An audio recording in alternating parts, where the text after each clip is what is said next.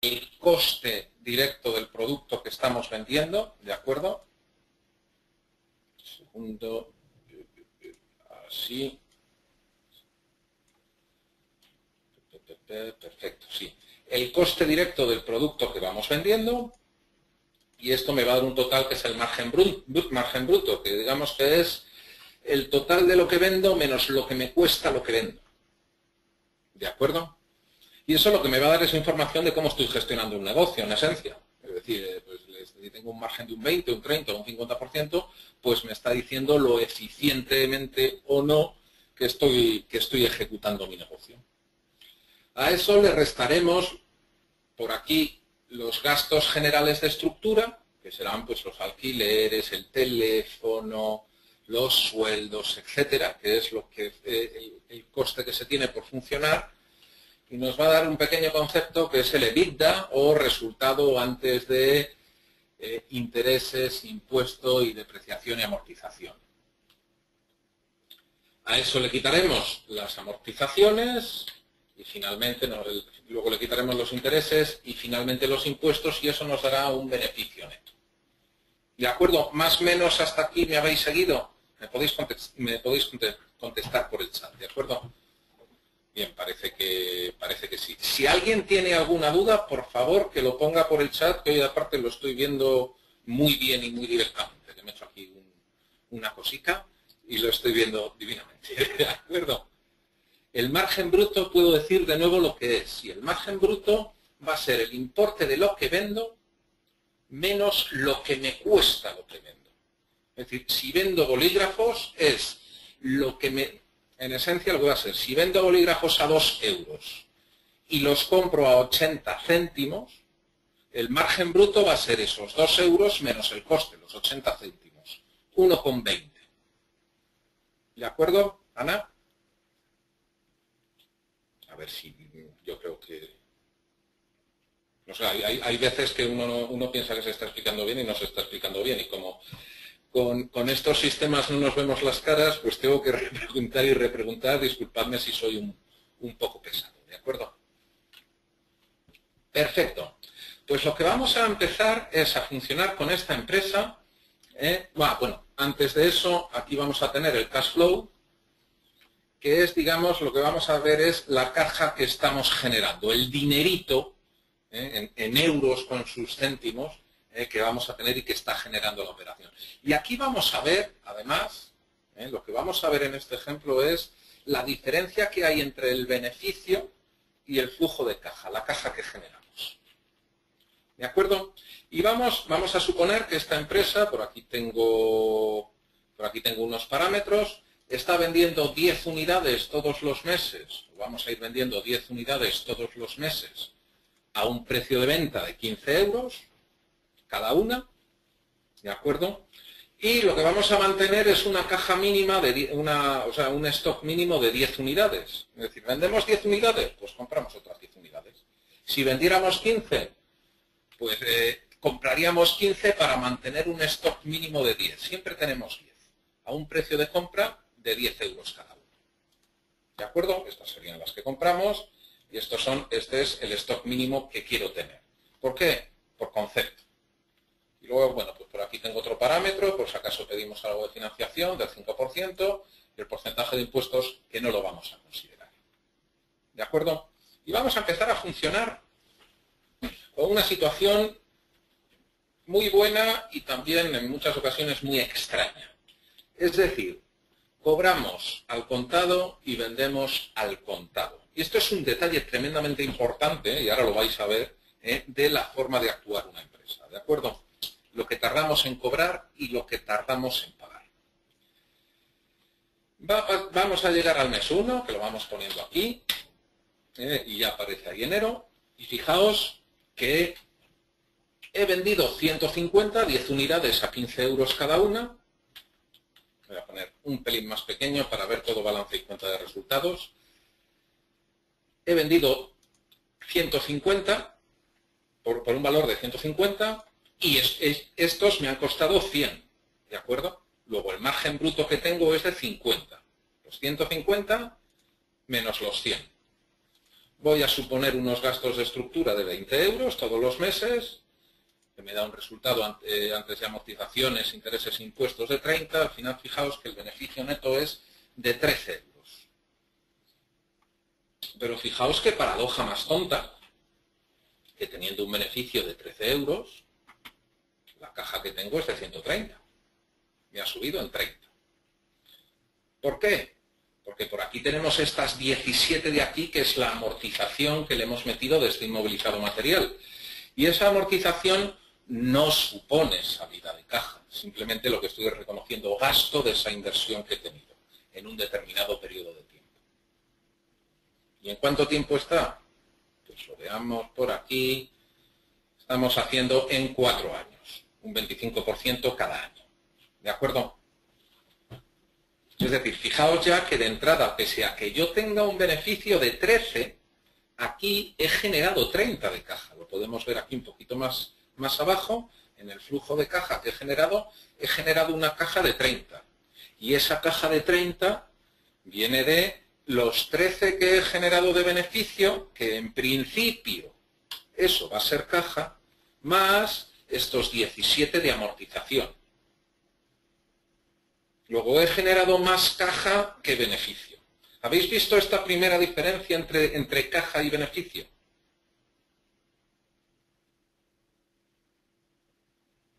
Parece que sí. Ok. Vale, si alguien pone que no, perfecto, yo repito. No puedo usar muchas cosas, pero pesado, una, de verdad.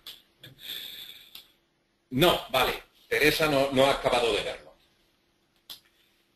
Una cosa es el dinero que yo cobro y otra cosa es la amortización. Es decir, dentro del fruto de mi actividad, como estoy cobrando al contado y pagando al contado, yo cojo y compro 10 y vendo 10.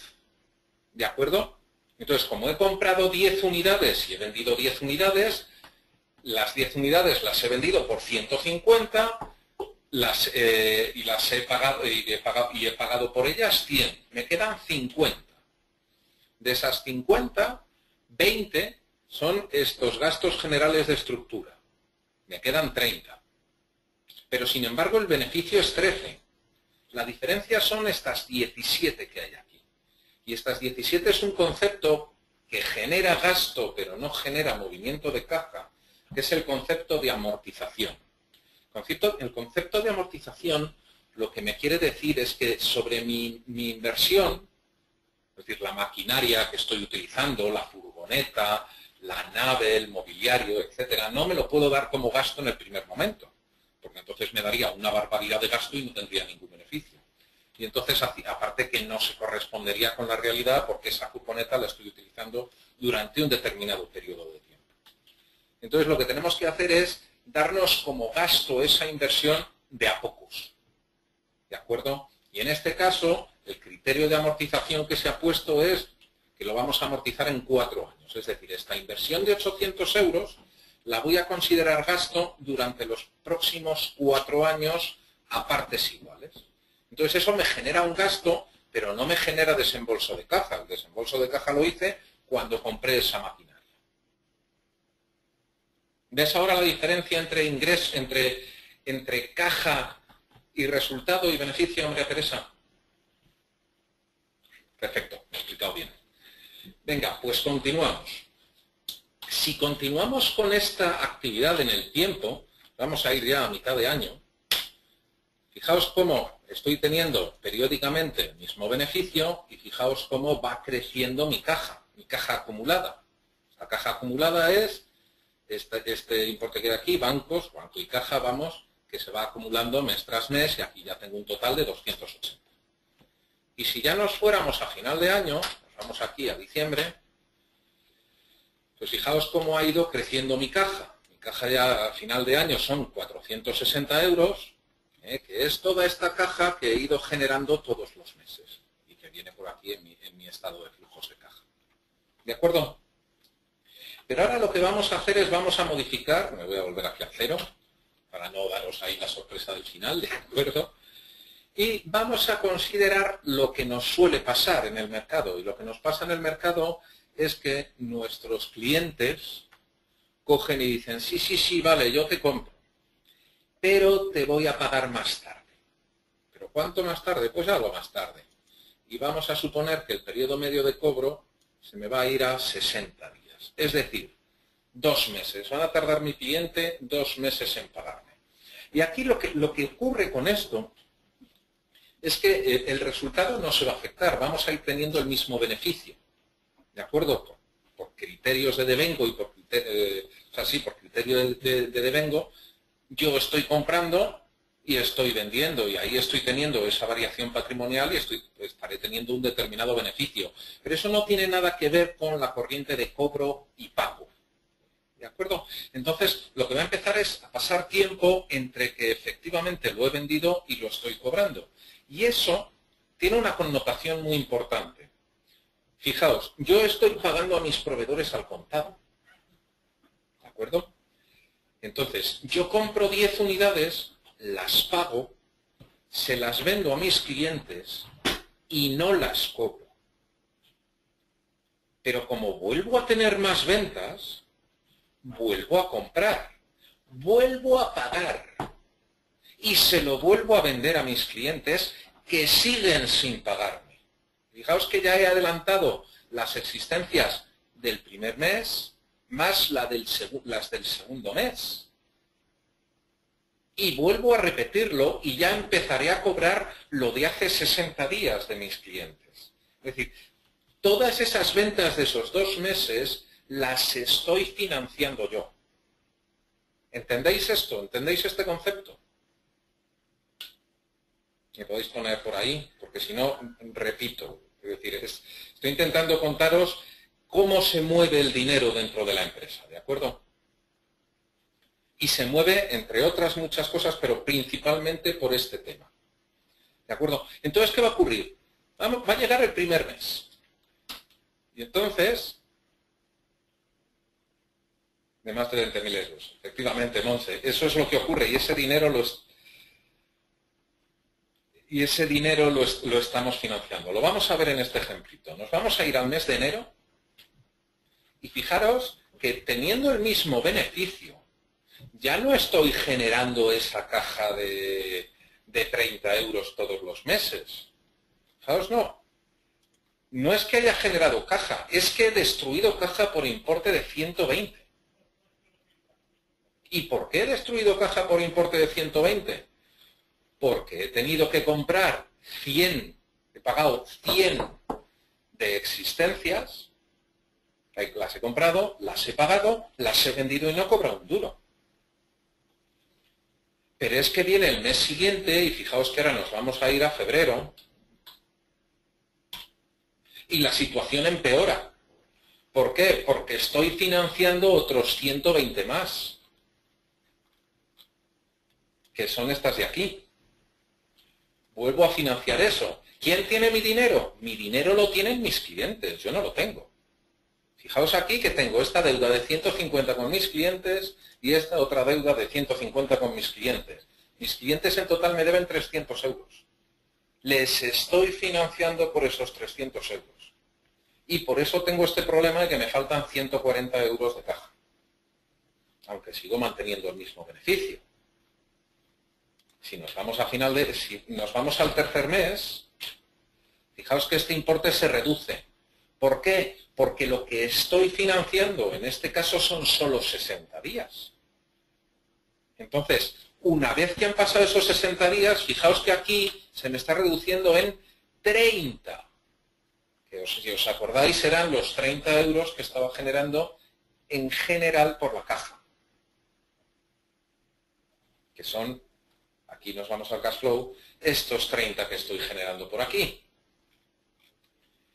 Si me voy a mitad de año, fijaos cómo se me va reduciendo ya estos números rojos de mi caja, teniendo siempre el mismo beneficio, 13 euros todos los meses. Y aquí ya, a partir de aquí, en el momento que ya han pasado los días que estoy generando, los días que estoy financiando a mis clientes, lo que está pasando es que ya estoy cobrando y pagando, cobrando y pagando, cobrando y pagando. Lo que yo necesito para poder realizar esta actividad son 140 euros más. Si no tengo esos 140 no puedo operar. Finalmente, si nos vamos ya hasta final de año, ya recuperamos. Es otra opción. Luego veremos cómo conseguimos esas pólizas de crédito o cuáles son las cosas que podemos hacer. ¿De acuerdo, Monse? Es decir, luego entraremos a cómo gestionamos esto, que no hay una única posibilidad. Pues ahora lo vemos, no te preocupes. Finalmente, recuperamos ya esta posición y acabamos el año con 160. Y fijaos, esto es casualidad, pero el beneficio que tenemos es de 160, que era exactamente el mismo beneficio que si estábamos pagando al contado. O sea, que estamos cobrando y pagando al contado. No se me ha modificado en nada el resultado. El beneficio que he tenido es el mismo. Pero eso sí, la caja que estoy generando en uno u otro caso es absolutamente diferente. Vamos a hacerlo un poquito más salvaje. Y voy a llegar a esto, mis clientes son un poquito más malvados. Y en lugar de a 60 días, me van a pagar a 120 días. ¿De acuerdo? Vamos aquí de nuevo para no... Tenemos uno de esos. ¡Qué dolor! Efectivamente. Claro, es que me voy aquí a 120 días. En enero empiezo a tener... Me vuelven a faltar esos 20, 140. Me pasa exactamente lo mismo en febrero, pero es que se sigue profundizando el agujero y se sigue profundizando el agujero.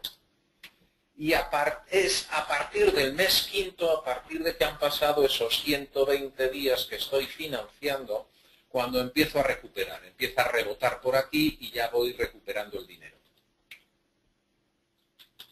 Vamos al 8. Fijaos, y si ya nos vamos a final de año, no me ha dado tiempo todavía a recuperar todo el dinero que estoy financiando. ¿Lo veis? Es decir, estáis viendo dónde está yendo el dinero, que hay muchas veces que dices, es que estoy vendiendo y no tengo un duro. Eso es lo que pasa con el dinero. El dinero está... ¿Dónde está el dinero? Aquí. Lo tienen mis clientes. Si os fijáis, esto es el cobro y la cuenta a cobrar. Lo he abierto esto. Mes de enero me debe 150, pero cobro nada. Mes de febrero me debe 150, pero cobro nada. Marzo 150, pero cobro nada. Ya tengo 450 y aquí 600. Y es a partir de mayo cuando empiezo a cobrar lo de enero. ¿De acuerdo? Bien, ahora vamos a verlo al revés. ¿De acuerdo? Ahora nosotros vamos a tener una posición de más fuerza en el mercado y lo que vamos a hacer es, bueno, nos van a financiar, lo que se dice, me van a financiar mis proveedores. Es decir, a mis proveedores les voy a poner unas condiciones de pago leoninas y les digo, mira, te voy a pagar a 60 días. Y a mis clientes les cobro al contado. ¿De acuerdo? Entonces, ¿qué es lo que ocurre aquí? Aquí va a cambiar mucho. Fijaos cómo cambia. Llega el mes de enero, sigo teniendo 13 de beneficio, pero, tachán, tachán, fijaos cómo ha crecido la caja. La caja ya no ha crecido solamente en 30, no. La caja que genero son 130. ¿De qué? De los 30 de la operación, más los 100 que no les estoy pagando a mis proveedores. Entonces voy generando muchísima más caja y fijaos aquí, con 13 de beneficio, he generado 230 ya de caja. Si me voy a febrero, ya me voy a 360. Y como estamos solamente a 60 días, 390, 420, quiero decir, va aumentando mi caja en los 30 que estoy generando todos los meses. De tal forma que lo que me estoy financiando es con 200 euros de mis proveedores, que los tengo aquí metiditos en mi bolsillo, me están financiando en esa cuantía, y yo puedo operar con 200 euros más en mi bolsillo. Y nos vamos a final de año. Fijaos, la misma empresa que tenía sigue teniendo 160 euros de beneficio, pero sin embargo la caja la tengo como un tiro. ¿Por qué? Porque tengo estos 200 euracos de mis proveedores en mi bolsillo, no se los he pagado. El ejemplo es el mismo, pero al revés. Compro 100 productos, no los pago, se lo vendo a mis clientes y mis clientes me los pagan y me meto el dinero en el bolsillo. Y al mes siguiente pasa lo mismo. En la situación anterior es en la que trabaja aproximadamente el 90% de los mortales. ¿De acuerdo? El 10% de los mortales, que es la ideal, efectivamente, Monse, el 10 o el 5% de los mortales, que yo no sé si llegan a ser mortales o no, trabajan en esta otra situación. Fijaos, ahora lo voy a cambiar y voy a poner 120 días. Y fijaos la caja lo que tiene por aquí. Esto es una barbaridad de caja. Para tener el mismo beneficio, lo que tengo es una barbaridad de caja porque tengo aquí 400 euros de mis proveedores en mi bolsillo. Esta es la mecánica de trabajo. Grandes empresas, no especialmente grandes empresas, son empresas que tienen un mayor poder de negociación. Empresas comerciales, por ejemplo, tipo Carrefour, tipo Alcampo, tipo Inditex, el grupo Inditex, etcétera, lo que hacen es financiarse con sus proveedores. Es lo que se llama un fondo de maniobra negativo. ¿De acuerdo? ¿Eso qué significa? Que el dinero para financiarme, en lugar de darme los bancos, me lo está dando mis proveedores. Es decir, en una situación como esta, yo realmente aquí podría coger y decir, bueno, pues voy a coger y voy a reducir capital en 800 y me meto dinero en mi bolsillo como accionista, dejo un capital de 200 porque el resto me lo han puesto ya mis proveedores. ¿De acuerdo? ¿Habéis seguido el porqué? Ok, parece que sí. Vale. De hecho, bueno, como anécdota, estas grandes superficies son mucho peores que todo esto y que estos 120 días. En muchísimos casos, lo que hay en los mostradores ni siquiera está comprado, ya no pagado, comprado. Es decir, eso está ahí, vais ahí a Chorizos Palacios, ras. De nada por la publicidad, señor Palacios. Ese producto no es del señor, no es de Carrefour. Es todavía propiedad del señor Palacios y en muchas ocasiones es el propio señor Palacios el que tiene que reponer el artículo. Es el encargado de decir, uy, esto no se ha vendido y va a caducar, lo cambio.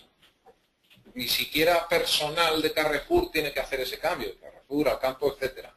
Ni siquiera ese personal lo tiene que hacer. Y una vez que tú vas por ahí con tu carrito, coges el chorizo o el producto que sea, llegas a caja, te lo coge la señorita y lo pasa por el lector de códigos de barras, se hace pip. En ese momento se está mandando información al proveedor, al señor Palacios, para que envíe el albarán de venta y se inicia el proceso de venta que culminará dentro de 120, 150, el número de días que sean y acabará pagando. Luego, fijaos que este periodo medio que hay aquí, entre que yo pago y yo cobro, no está solamente influido en el tiempo que tardan en pagarme mis proveedores, perdón, el tiempo que tardan en pagarme mis clientes y el tiempo que tardo en pagar a mis proveedores. También está influido por el tiempo que pasa el producto en mi almacén. Y eso le resulta si tiene capital para financiar eso, sí le es rentable, Juana. Si no, no le es rentable. Si no, es mejor no trabajar con el señor Carrefour. grande verdad, Ana. Sí, es cierto, sí. A ver, continuaba.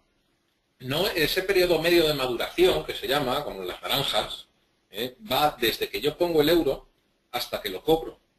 Y ahí influye el tiempo que tardo en pagar a mis proveedores, más el tiempo que está el producto en mi almacén, hasta que lo vendo, más el tiempo que tardan en pagarme. Y si tenemos un tema productivo, el tiempo que tardamos en producir. ¿De acuerdo? Fijaos cómo se puede ir alargando. Y hay muchísimas variables dentro de todo ese tiempo. Y es un tiempo que tenemos que financiar y que, como veis, cuesta y mucho dinero. Y muchísimo dinero. ¿De acuerdo? Vamos a volver a esta situación. Así. Y os voy a enseñar, lo que os voy a decir es lo que no hay que hacer en el caso que tengamos un periodo medio de maduración alto. ¿De acuerdo? Y lo que no hay que hacer es crecer en ventas. Es decir, aquí tenemos un problema porque estamos financiando estos 120 euros, perdón, estamos financiando estos 600 euros a nuestros clientes.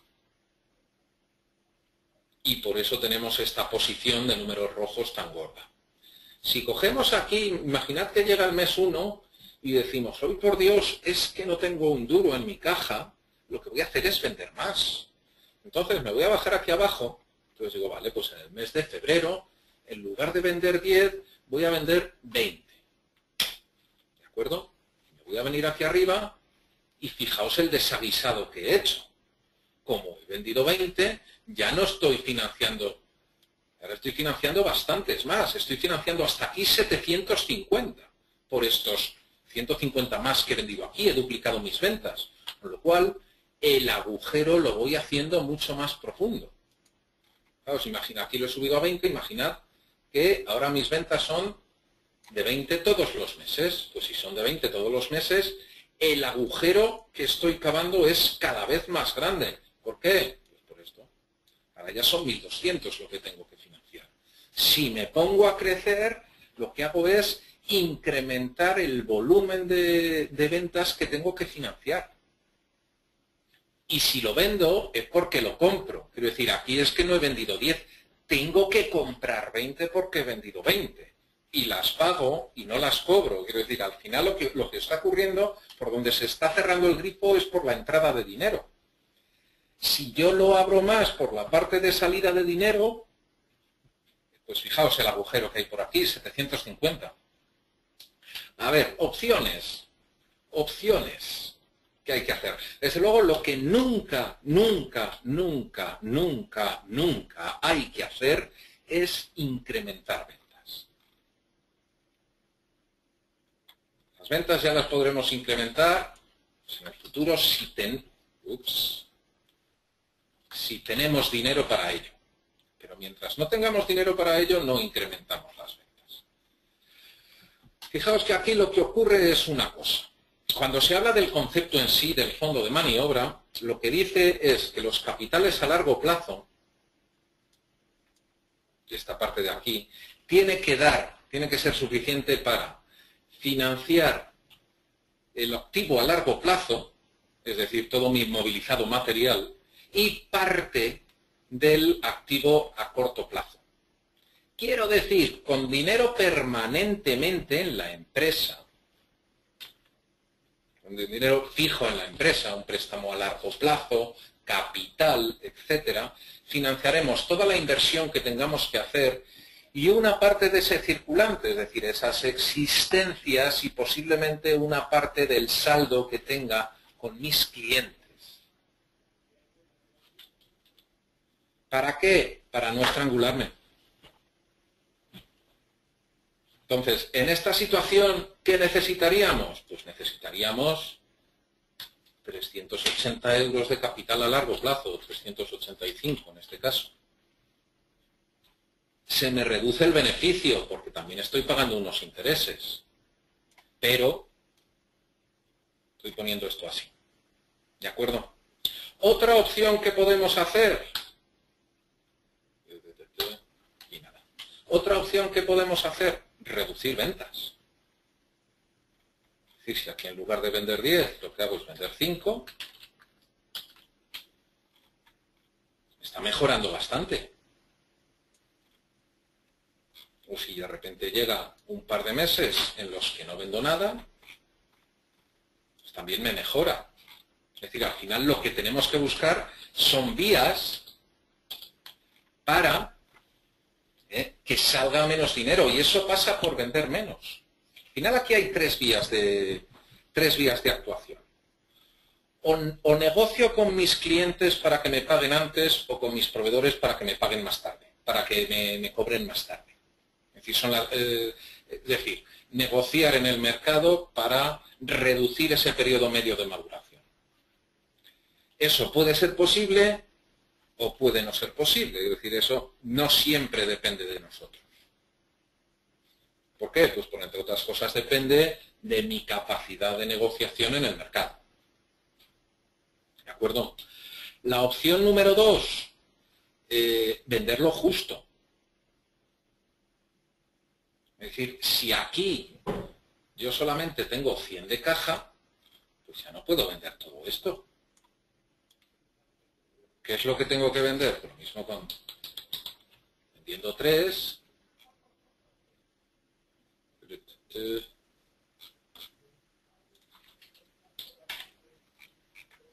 Vendiendo 3 lo voy reduciendo este gap. Aún así, bueno, claro, es que... No, esto lo dejo más o menos igual. O aquí voy teniendo más gastos, pero si vendo 3... Bueno, aquí seguimos teniendo problemillas, pero lo que tenemos que intentar es reducir ventas. Estoy mostrando cómo esto al final debería de ir mejorando. Reducir el stock. Aquí, entre otras cosas, me está matando que tengo un stock mínimo de 3. Si también reduzco Si reduzco este stock mínimo a 3, también por aquí me debería de ir mejorando. Al final, lo que intentamos tratar es que nuestra inversión en circulante se reduzca. Es decir, ya que no podemos reducir el periodo medio de maduración por plazos de cobro, sí podemos reducirlo por periodo de almacenamiento. Y ahí sí que hay gestión. Y si no, reducimos las ventas hasta el volumen que necesitamos. No sé si os lo comentaba el otro día. Se ha producido una modificación en multitud de empresas de los directores. Antes mandaban los directores generales de las empresas venían de ventas. Es decir, la cadencia lógica solía ser, eras director de ventas y acababas siendo director general. ¿Por qué? Porque lo que importaba era crecer en ventas y vender más. ¿Por qué? Porque si me falta dinero,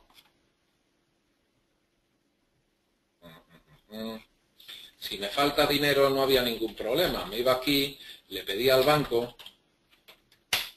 y ya recuperaba. Y si vendía más, pues le pedía más dinero al banco porque había dinero y estaba barato. Pero eso ahora no pasa. Ahora, el bien más preciado y más escaso es el dinero. Entonces, ¿qué es lo que ha cambiado en muchas empresas? Pues que ya no son jefes, directores de ventas, sino directores financieros los que están de directores generales. Es malo vender de menos, pero es mucho peor vender de más. ¿De acuerdo? Otra opción es endeudarse. Si tenéis dudas, me seguís poniendo, ¿de acuerdo? Yo estoy pendiente del chat. Otra opción es endeudarnos. ¿Qué tipo de endeudamiento? Que me estaba preguntando antes, ¿quién me estaba preguntando? Monse era. Sí, sobre las pólizas de crédito o no pólizas de crédito, ¿qué es lo que necesitamos? A ver, una póliza de crédito, al final esto no es así. Quiero decir, esto no ocurre así porque las empresas no suelen tener unas ventas lineales. Las empresas suelen tener una estacionalidad en las ventas. Entonces, ¿qué ocurre? Cuando tus ventas son estacionales, es decir, vendo, por ejemplo, los meses pares o vendo más en verano y luego no vendo en invierno, por ejemplo, o típico negocio de ropa de temporada, pues lógicamente vendo en unos determinados periodos y en otros vendo menos, porque estamos entre temporadas. Pues lo que tienes que financiar son 3 meses. Al final tienes que financiar 3 meses hasta que vendes y recuperas el dinero y entonces ya puedes pagar esa póliza de crédito. A ver, si es constante, Monse, lo mejor es acudir a financiación a largo plazo. Es lo más óptimo porque en esencia va a ser lo más barato. En esencia, digo. Porque no estoy financiando dinero 4 meses al año, sino lo que tengo que hacer es financiarlo permanentemente. Y si no se accede, si no tienes capacidad de acceder a financiación, lo que hay que hacer es reducir ventas. Porque es la única forma de mantener tu situación patrimonial. Es decir, al final, las vías de actuación son reducir al máximo mi estocaje, es decir, el número de productos que tengo, que eso es dinero que tengo allí, que tengo lo tengo estocado, es decir, lo tengo metido en el producto, en material informático en este caso. Si trabajáis sin stock, venderlo justo. Es decir, ¿cuánto dinero tengo? Tengo dinero para financiar 4 meses, a 100 euros el mes, 400. No hay otra opción, Monse. Porque el estocaje, que muchas veces vienen y dicen, no, viene un comercial y dice...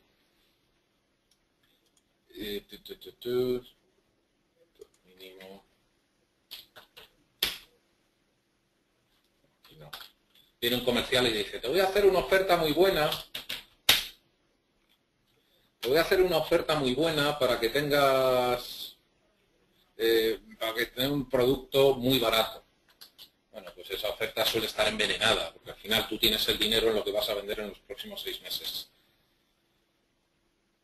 Dice Salvador, pero si reducimos ventas vamos a llegar a un bucle en el que vamos a vender poco y a ganar poco. Sí, efectivamente. Es decir, lo que intentas es reducir las ventas, pero es que la alternativa es quebrar.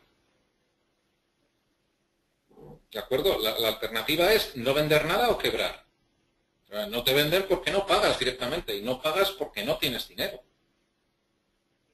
Es decir, yo no digo que haya una situación mágica. La situación mágica es financiación. Esa es la situación mágica. Da igual que sea porque pongo yo más capital en la empresa o porque me lo deja un banco.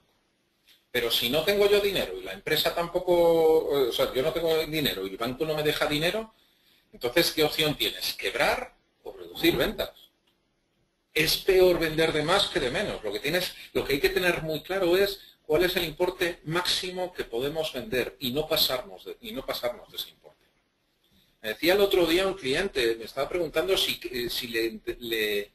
le vendría bien hacer una obra en una comunidad de vecinos financiada durante 12 meses. Y digo, hombre, pero tú eso lo tienes que pagar, el producto, ¿qué te cuesta?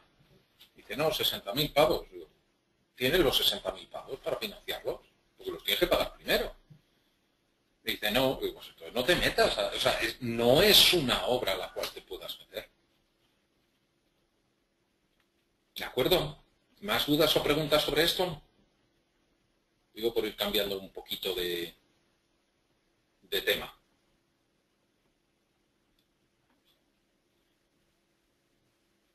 Estoy negociando una póliza de crédito de 90.000 euros de carga al año. Pues una barbaridad. Hombre, depende del tipo de interés y depende de la disposición que tengas.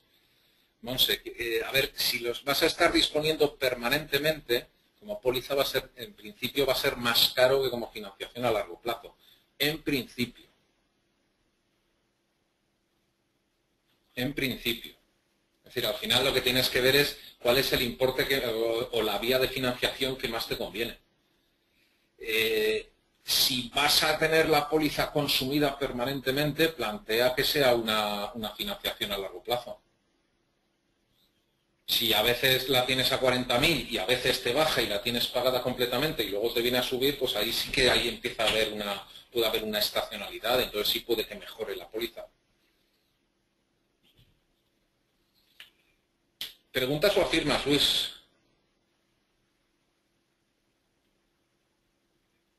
A ver, las pólizas son a un determinado plazo y se van renovando más o menos automáticamente. Lo que pasa es que luego en eso los bancos a la hora de renovarlos son un poco puñeteros.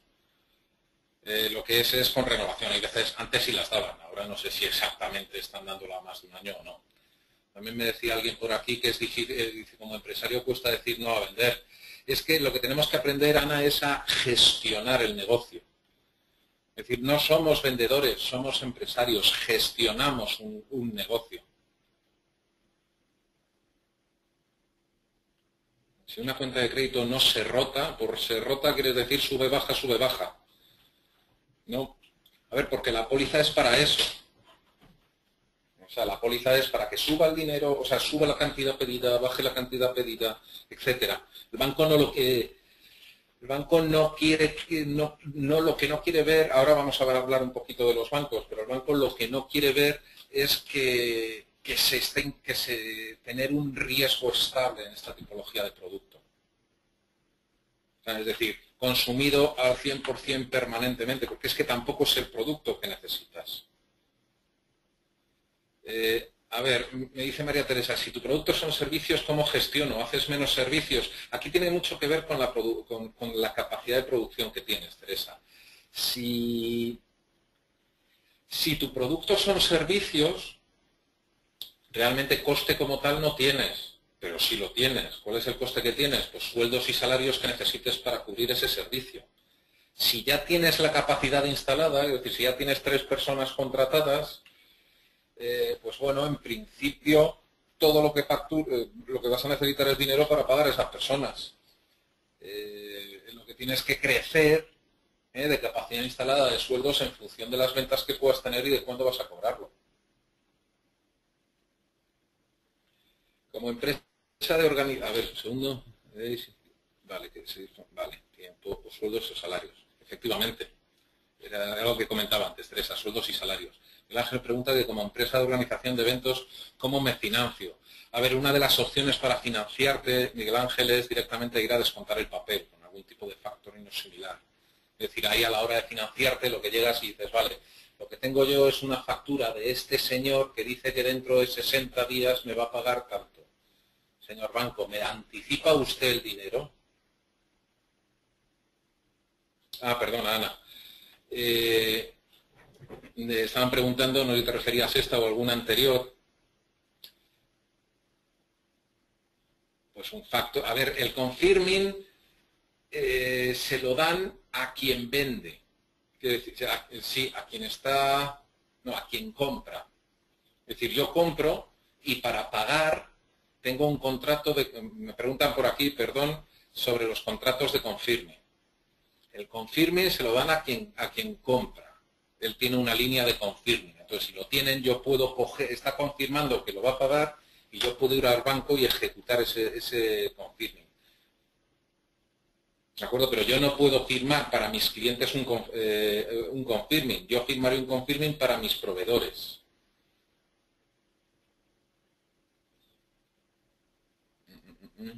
Un contrato de confirming para la empresa de eventos. Pero es que están preguntando si el confirming para un contrato de confirming para la empresa de eventos.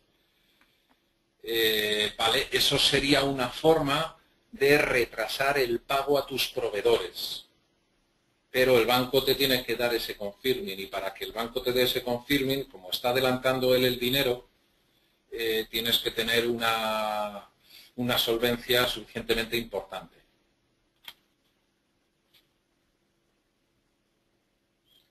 María Teresa pregunta si para su empresa sería un factoring. Es decir, si coges, si yo me voy con una factura de un cliente que la tiene aceptada y me voy a un banco y le digo, oye, me descuentas esta factura, me adelantas el dinero, pues ese es el contrato de factoring. ¿De acuerdo? Bueno, esto ha traído mucha polémica, muchas dudas y preguntas. Ya podéis haber estado toda esta semana. Es broma, es broma. Vale, pues si os parece, lo que vamos a continuar ahora un poco es con, bueno, ya que estamos metidos con temas de financiación, vamos a hablar un poquito de financiación, ¿de acuerdo? Esta semana en el chat me preguntabais si, bueno, alguno me preguntaba si por qué la banca no presta, si es solamente por maldad o si es que es verdad que no puede prestar, aunque no quepa mucho en la cabeza, si prestan o no prestan, etcétera. Entonces, bueno, pues voy a aprovechar y voy a hablar un poquito de banca. Voy a intentar hablar sin el colmillo fuera, ¿de acuerdo? Aunque es complicado. Y también agradecería que el colmillo también lo paráramos un poco. Ya, bueno, seguiremos hablando. Podemos sacar el colmillo, sí, es igual. Pero bueno, entonces voy a volver aquí a la presentación que me había Espera, si me había preparado alguna cosilla sobre la financiación bancaria. A ver, cuando pedimos un préstamo a un banco, primero quería comentaros, bueno, pues algunos de los conceptos que hay veces que no están tan claros como deberían de estar, ¿no? A ver, un préstamo significa que el banco me alquila dinero. O sea, siempre me gusta empezar con estas cosas tratando de destrascendentalizar. ¿De acuerdo? Entonces, porque decimos, un banco, el director de un banco, en ocasiones pero parece que es un puesta. A ver, un banco es una tienda, ni más ni menos. Y el director de una sucursal es un tendero. ¿De acuerdo? Un tendero de una franquicia. En esencia, esto luego se lo dices y les sienta mal, pero es así, ¿de acuerdo? Entonces, lo que hacen es vender dinero.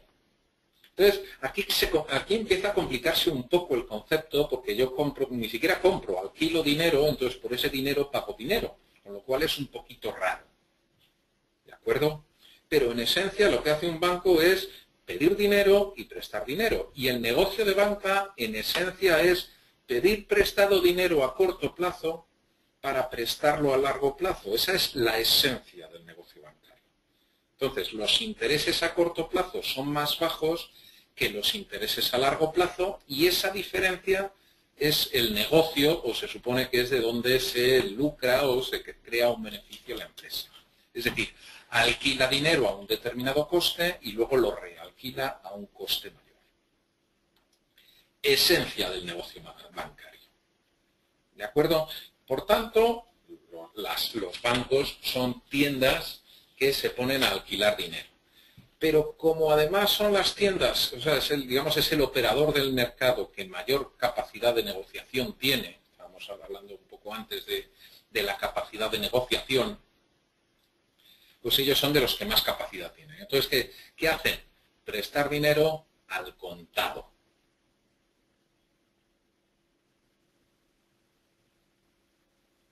Ahora veremos, Teresa, un poquito de eso, el por qué no le interesa hacer cuentas corrientes y gestionar inversiones de patrimonios, etc. Ahora veremos un poquito el porqué de eso, ¿de acuerdo? Dice María Teresa que ha tenido una reunión con una persona encargada del Banco de Andalucía, o en Andalucía de un banco, perdón, no era del Banco de Andalucía, y le ha comentado que por hoy no interesa hacer cuentas corrientes y sí gestionar las inversiones de patrimonios. En Andalucía, no de Andalucía el banco. Sí, perdón. Ahora entraremos un poquito en el por qué eso, por qué ni siquiera les interesa entrar en el negocio de banca puro y duro. ¿De acuerdo? Ahora lo veremos. Me confirman que no era el Banco Popular de Andalucía. ¿De acuerdo? Que quede claro. Vale. Os decía que esa tienda alquila dinero al contado. ¿De acuerdo? Y el precio que pagamos por ese alquiler es el interés. El principal es el dinero que me prestan y que yo tengo que devolver, que pese a que sea dinero, no es el mismo dinero. ¿De acuerdo? Como es lo mismo, hay veces que es muy difícil de ver. Yo reconozco que no es un negocio sencillo. Pero es como si a mí me alquilan una casa y yo pago un alquiler por la casa y luego devuelvo la casa. Lo que pasa es que el bien que me alquilan es el mismo con el que pago. Pero siempre se separa lo que son intereses del principal, porque una cosa es el alquiler que estoy pagando y otra cosa es el importe que me han pagado.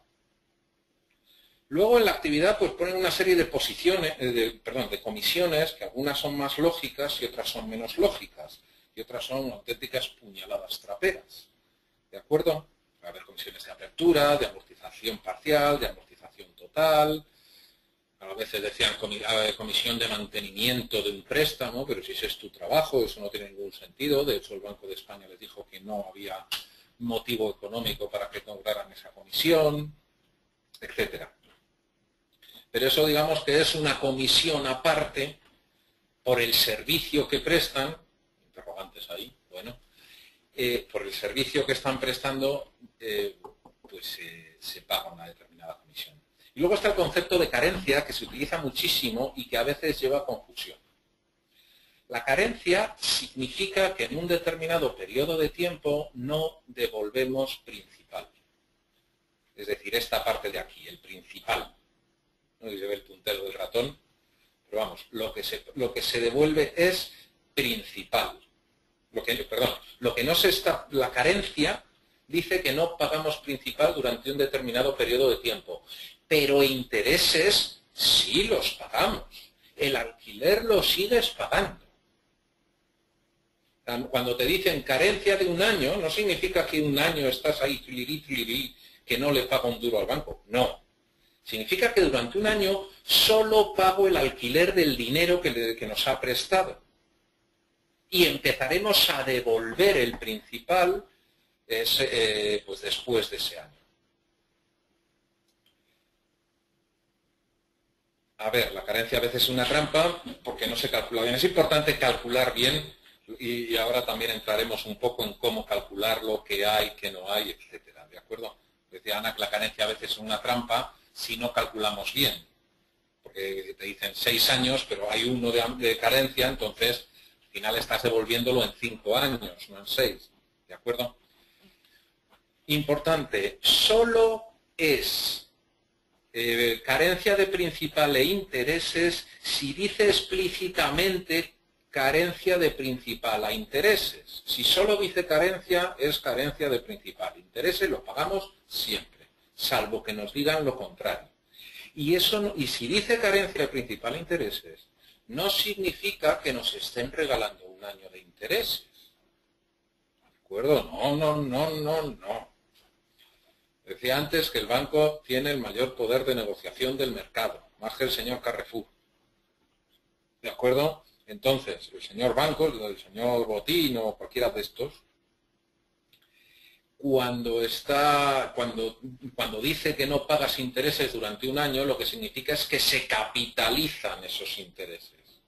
Es decir, el principal se incrementa en el importe de los intereses generados durante esa carencia de principal e intereses. Y van generando a su vez más intereses. ¿De acuerdo? O sea, los bancos no regalan nada. No regalaban ni las vajillas en su día, van a regalar de dinero. No. Nunca. ¿De acuerdo? Bien, más cosas. A ver, habéis oído hablar en muchas ocasiones que dicen que son muy perracos, voy a decir otra cosa, muladinos, que te dicen que al principio pagas más intereses que capital, porque si luego repagas, luego tienes que pagar más, tendrías que pagar menos o cosas de estas. A ver, sí es cierto que inicialmente, o sea, que al principio pagas más intereses que al final, ¿vale? Pero la razón de eso no es exactamente que los bancos sean unos malvados que te hacen pagar los intereses al principio por si pagas antes de tiempo. ¿De acuerdo? No responde, esa lógica no es así. Sí es cierto que si pagas más intereses al principio, pero responde a una lógica de negocio. Y la lógica de negocio es la siguiente. Si yo en el primer momento tengo una deuda de 10.000, no sé si veis el ratón, ¿veis el ratón? Luego, porque si no, dejo hacer el... genial, menos mal, porque no sabía si apuntando hacía algo o no, gracias. A ver, si aquí al principio yo tengo una deuda de 10.000 y os decía que el alquiler de este dinero lo pago al contado, pues al principio estaré pagando alquiler sobre 10.000 euros, con lo cual pago más alquiler. Y el resto de cuota, es lo que estoy pagando de principal. Según va pasando el tiempo, como voy pagando principal, va disminuyendo el volumen de dinero que me tiene prestado el banco. Con lo cual, si ya aquí solamente le debo 8.000, pues pagaré intereses sobre 8.000, por lo tanto estoy pagando menos intereses. De tal forma que al final, como le debo muy poco dinero, el alquiler que tengo que pagar de ese dinero es muy corto. Por eso pago muy poco alquiler y puedo pagar muchísimo más principal. ¿De acuerdo? No, en este caso específico no es lo genérico, de acuerdo con el negocio, pero en este caso específico no es por maldad el que pagues al principio muchos más intereses. responde a una determinada lógica. Y la lógica es que, como todos, quieren cobrar al contado y ellos cobran al contado. Y cobran exactamente, en cada cuota, lo que están cobrando de intereses es exactamente el alquiler del capital pendiente. ¿De acuerdo? Si no... Ok, parece que sí.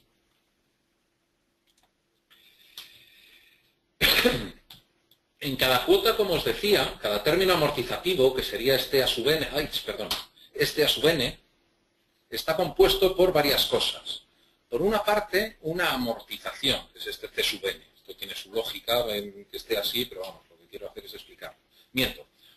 Una amortización de principal, que es este a sub n. Esto sí.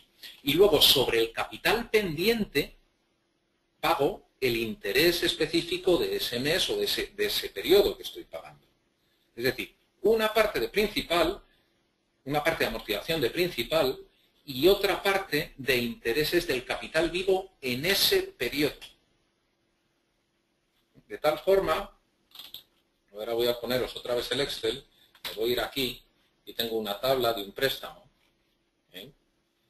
en la cual este es el interés anual, pero si se está calculando mensualmente, el tanto equivalente es este de aquí. Es un 0,373%, que es el equivalente a un interés anual de 4,57. ¿De acuerdo? Entonces, el interés que estoy pagando es el 0,373% del capital vivo, 10.000. Y marcamos aquí, pues que esto es esto por esto. Y es lo que estoy pagando de intereses. Y el resto, pues 25 hasta que me llegue a la cuota fija, es amortización de principal. Y según va pasando el tiempo, pues sigo pagando en función del tanto equivalente mensual del capital vivo. Esta es la lógica de negocio de un préstamo, ¿de acuerdo? O sea, no es el que sea, vuelvo a decir, el tema de los intereses no es esencialmente maldad, responde a una lógica. Luego las lógicas de negocio gustan o no gustan, eso es un tema diferente, ¿de acuerdo? Pero responde a un determinado planteamiento de gestión de un negocio. ¿De acuerdo?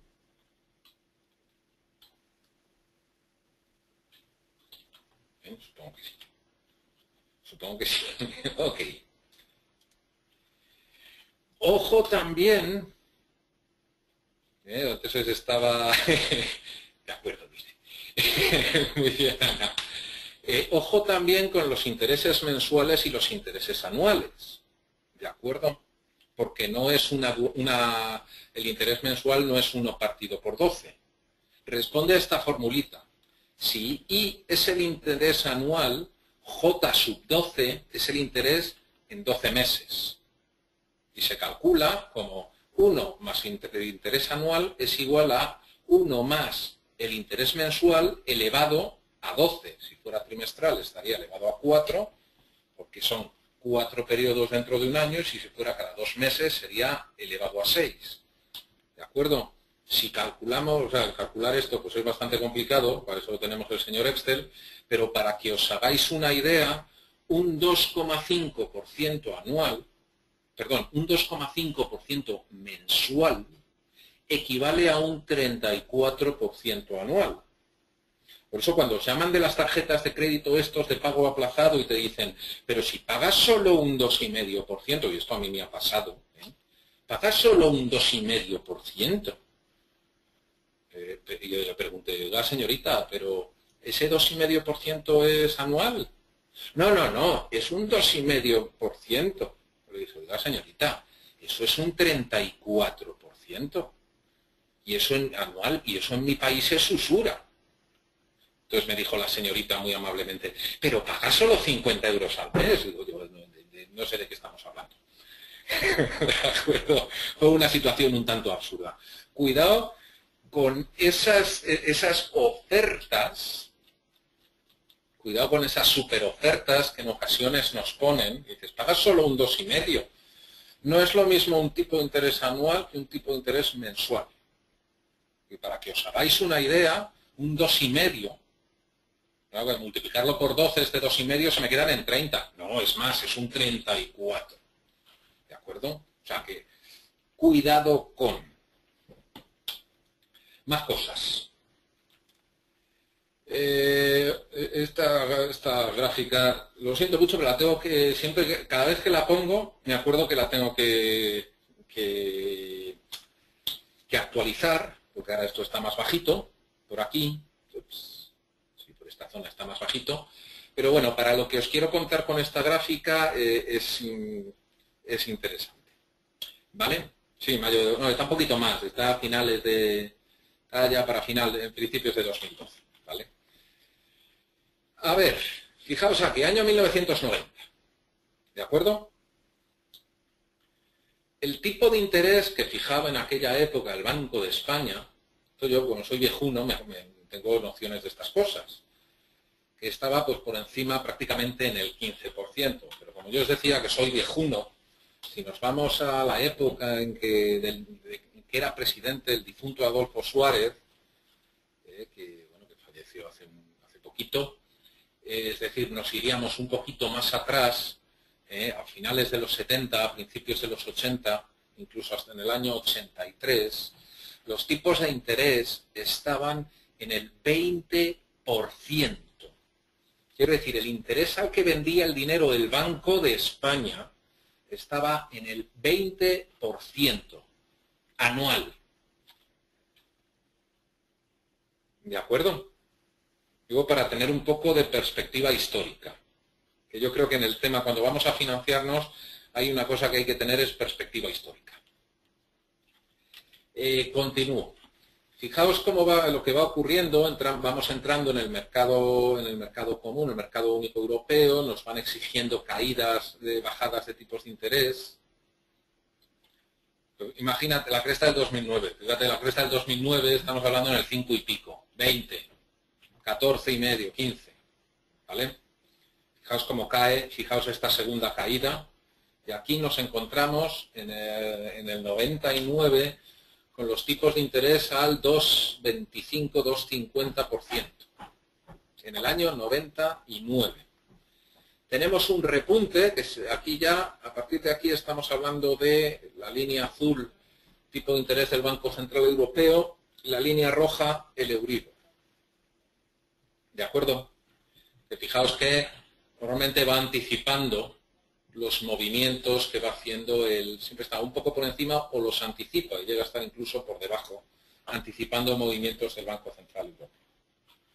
¿De acuerdo? Y fijaos, bueno, que hay un repunte y aquí baja y nos vamos a un 2%, que ha sido la época que más bajo han estado los tipos de interés.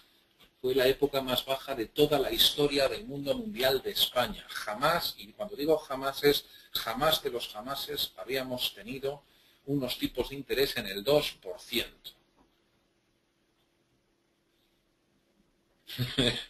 Enhorabuena.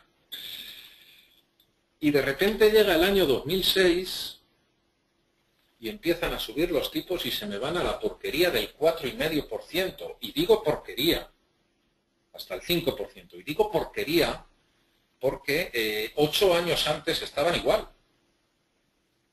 Pero es que nos vamos a 12 o 14 años antes, al año 95, y fijaos dónde estaban. Y esto era un auténtico horror, por qué altos estaban los tipos de interés, etcétera, etcétera, etcétera. Y mirando con un poquito de perspectiva, por eso digo que hay que tener perspectiva, fijaos de dónde veníamos. Bueno, luego ya viene aquí, revienta la crisis, fijaos dónde cae, aquí hay un pequeño repunte y ahora están aquí. El Banco Central Europeo está subastando el dinero al 0,25% y el Euribor está en torno al 0,55%. Esto era el mínimo que había habido en toda la historia de la humanidad española, ¿vale? Pero, sí, cierto, Juana, ahora lo comento. Pero ahora están en el 0,25. Es el mínimo histórico de toda la vida de Dios. ¿De acuerdo?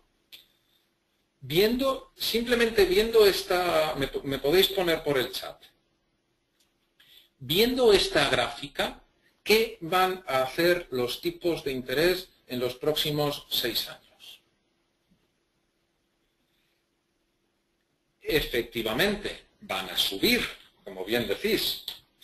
Cuando en el mercado algo está en los mínimos, lo que va a hacer es subir. Entonces, si nos endeudamos, tened presente que en el medio o largo plazo los tipos de interés van a subir. Si vamos al límite que podemos pagar, en cuanto suban, se nos llevan por delante. Y lo que va a pasar es que subirán. O sea, que atentos a ello. ¿De acuerdo? Cuando entremos a financiarnos, tenemos que entrar con un margen suficiente para aguantar en un medio plazo una subida de tipos a un tipo medio del 4,5%, si no el 5%. Y eso estoy hablando en un horizonte de 5 o 10 años. Dentro de 20 años no lo vamos a ver.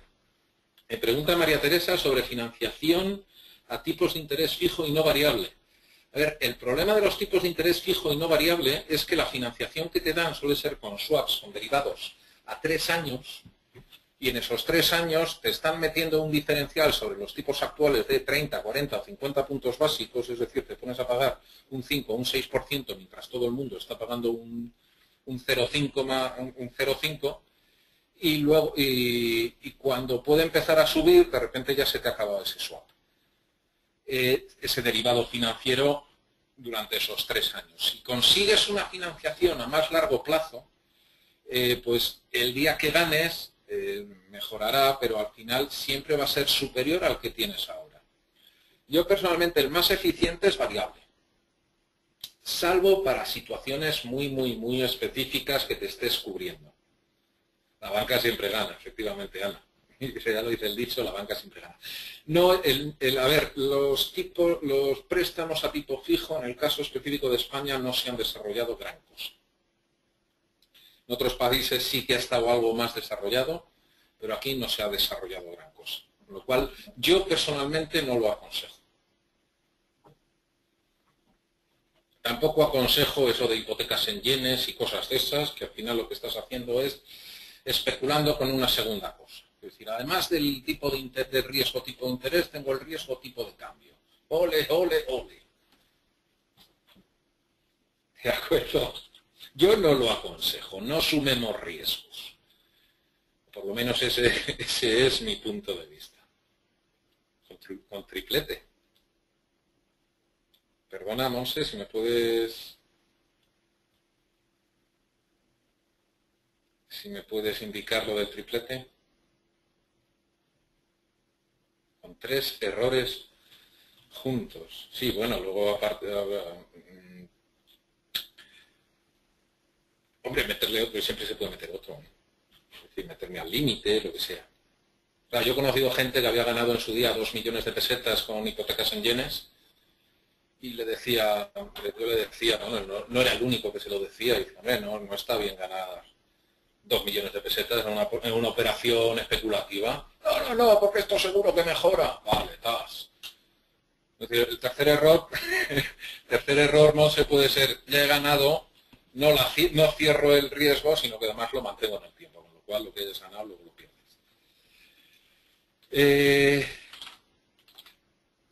No sé si tenía, sí, por aquí no tenía más de esta parte de financiación bancaria. Pero lo que vamos a analizar ahora un poquito es por qué no prestan los bancos, ¿vale? Y, a ver, voy a intentar poner esto un poquito más grande. Vale, esto es un balance, así hecho de aquella manera, de un banco, ¿de acuerdo? A ver, el banco, como os decía, pide dinero a corto y lo presta a largo plazo, ¿de acuerdo? Entonces, pues tendrá depósitos del dinero que ponemos los pobres humanos en el banco para que nos hagan nuestros servicios, vamos a poner por importe 900, pide financiación en el interbancario por otros 900 y con este dinerito de aquí lo que tiene que hacer es invertir en sus edificios o lo que tenga, ¿de acuerdo? Y dar créditos. Y a lo que sobre, pues lo tendré en la caja, que además será ese encaje bancario o ese dinero que siempre tengo que tener para cubrir, pues para que cuando yo pase por la ventanilla me puedan pagar. ¿Está ahí de acuerdo? Entonces llega la troika y los stress test, estos que llaman, y lo que dicen es que tienes que tener un rato de solvencia de al menos un 10%. ¿Eso qué significa? Pues que los activos ponderados por el riesgo, pero vamos, en esencia, digamos que todo lo que es el activo, menos el dinero en efectivo, que no tiene riesgo alguno, porque ya está ahí el dinero, en proporción al capital, el capital tiene que ser al menos un 10% de todos estos importes. ¿De acuerdo? Vale, pues entonces este banco tiene un 10%, un capital de 180, capital y reservas, y tiene todo esto. ¿Qué ocurre? Que se deteriora por aquí. ¿Y cómo se deteriora esto? Pues de repente llegan unos incobrables, que los voy a poner por aquí, ¿vale? Y de menos 200. No, vamos a ponerle un porcentaje. Por un 10% de mis créditos no me los pagan. Me dicen que no me los pagan. Vale, pues entonces aquí esto me ha caído el 90. Pero claro, esto es una pérdida. Y esto lo que hace es reducirme mis fondos propios por el valor de esta pérdida también en otros 90. Con lo cual, los fondos propios que tengo se me han reducido a la mitad, porque si va bien es el 10%, pero si va mal, me lo llevo todo.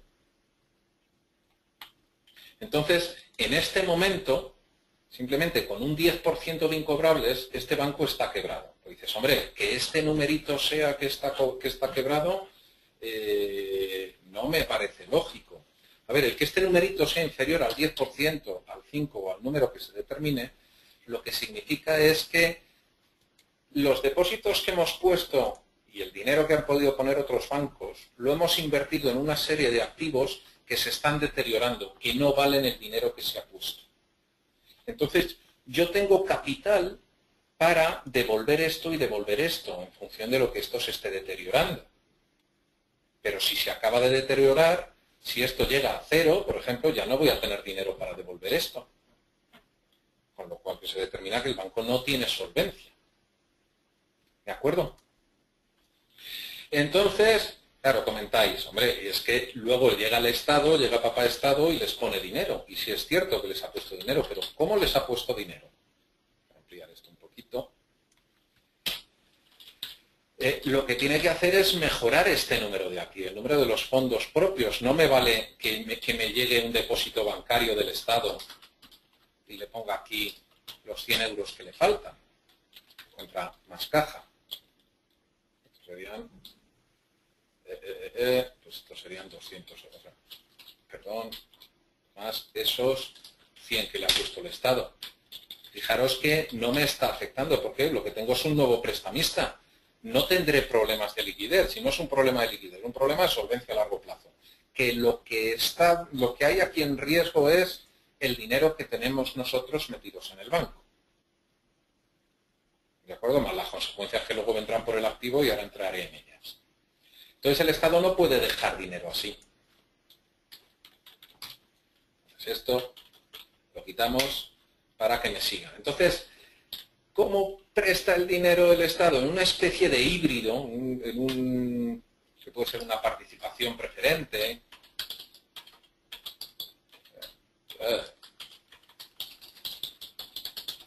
que fue lo que cándidamente en ocasiones les dejamos muchos, o le ha dejado mucha gente a las cajas de ahorros, pero al final lo que va a ocurrir es que va a contar también como capital. Entonces le estamos dando aquí estos 100.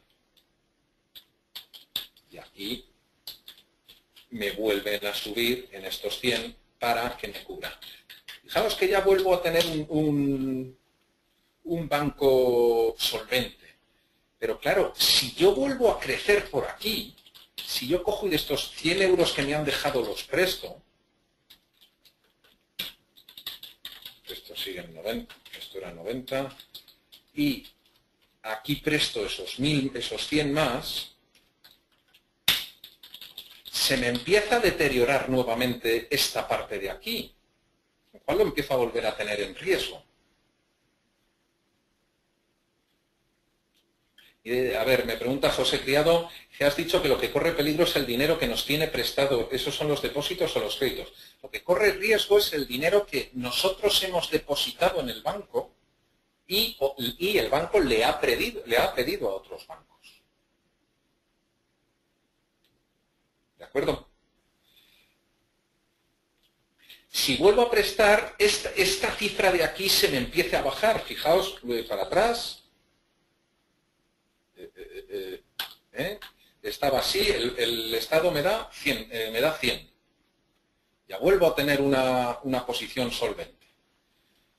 Presto esos 100. Empieza esto a bajar. Como se mantenga esa posición del 10% de incobrables, eso significa que esto me volvería a bajar a menos 100. Con lo cual, aquí tendría menos 100, con lo cual esto puede ir, volvemos al mismo ciclo, se vuelve a empeorar, etc. Con lo cual, al final, lo que está ocurriendo, lo que les ocurre a los bancos, por eso no pueden prestar, es que con una mano el Estado coge y les da dinero, y es cierto. Pero con la otra mano el Estado les está exigiendo este numerito. Con lo cual, y teniendo en cuenta que fijaos que hace un mes sacaron la cifra de incobrables, estaban en el 16%, no, el 14%. 14% de los créditos son incobrables. Dices, qué barbaridad. ¿Qué ocurre muchas veces? Que llegan estos señores, no me pagan, y entonces yo cojo muy ladino, esto es caso Bankia, en esencia, ¿de acuerdo? Me voy a quitar esto, porque aquí tengo estos incobrables, pero les voy a ejecutar su hipoteca. ¿Vale? Aquí me tiene que faltar algo. Un segundo.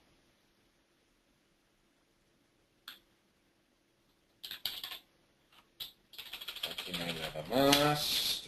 Me faltan 100 euros. Sí, estas las quito. Porque cojo y digo, así estamos. Efectivamente, ahora entraremos en eso. Aquí cuánto tenía de entrada, 1980 a 1980. A ver, porque me faltan estos 100. Me llegan estos incobrables. Entonces cojo y digo, vale, pues voy a ejecutar la hipoteca.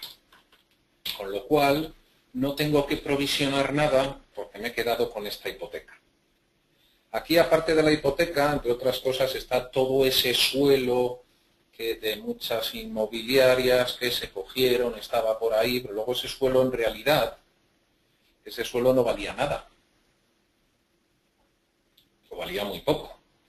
Pero claro, yo cojo, llegó en su día el señor Bankia y dijo, bueno, pues hago así, le pongo estas hipotecas valen 100, me está ajustando eso, luego yo sigo manteniendo mi solvencia. Pero es que llegó el Banco de España y dice, sí, cachondo, pero es que eso no vale 100, eso vale 30. Ah, claro, entonces me tengo que reconocer esta pérdida, con lo cual ya hemos vuelto a quebrar el banco. Es decir, lo que se hizo fue estas hipotecas o este colateral del activo de los activos que estaban garantizando estos incobrables de aquí no valían tanto, valían menos. Entonces tenían que reconocer esa pérdida y ahí se vino esto. Otra forma es que llega el Estado y coge y dice, te quito esto y te quito esto. Es decir, esto te lo llevo aquí y me lo llevo yo. Y entonces así algo que puede ir bajando de valor, otros activos que pueden ir bajando de valor, te los quito de tu balance y los dejo en un sitio al lado, y lo que hago es, digamos, diquear al sistema financiero de este deterioro de valor. En el caso, cuando se habló en su día del subprime, el subprime específico del banco, o sea, del caso español, era el ladrillo. José me pregunta que si eso es lo del banco malo. Efectivamente, eso es lo que se ha hecho con la Sareb. Se han quitado créditos incobrables o con mucho riesgo de cobro, cuyo colateral, cuyo garantía era ladrillo. Eso se ha llevado al banco malo. Y eso, la garantía que está aportando ahí el Estado es de alrededor de 200.000 millones de euros. Pero ¿cuál es la alternativa? Es decir, la alternativa que quiebre este banco, y luego dices, pero es que el Estado, ¿por qué pone dinero? Pues el problema es que este banco quiebra. Y el problema es que estos señores no cobran, primero, estos señores no cobran. El que estos señores no cobran, quiero decir, tú llegas a ver a tu banco y dices, oiga, quiero sacar mi dinero. Dice, no, es que no tenemos dinero suficiente porque ya no hay solvencia.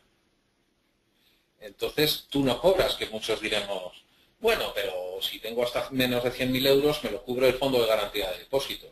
Hombre, si quiebra un banquito de todo a 100, perfecto, pero si te quiebra un bicho como Bankia, o como Santander, o como BBV, o como quien sea, ya estamos hablando de otros temas, a ver de dónde sale todo ese dinero.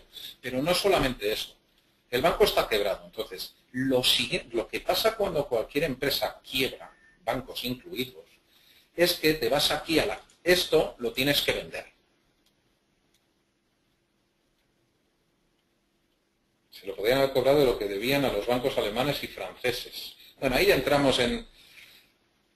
estamos entrando en disposiciones de, ¿vale? Luego también podemos ver la garantía o no de la deuda o de la respuesta de pago del Estado español, ¿vale? Ese es otro tema.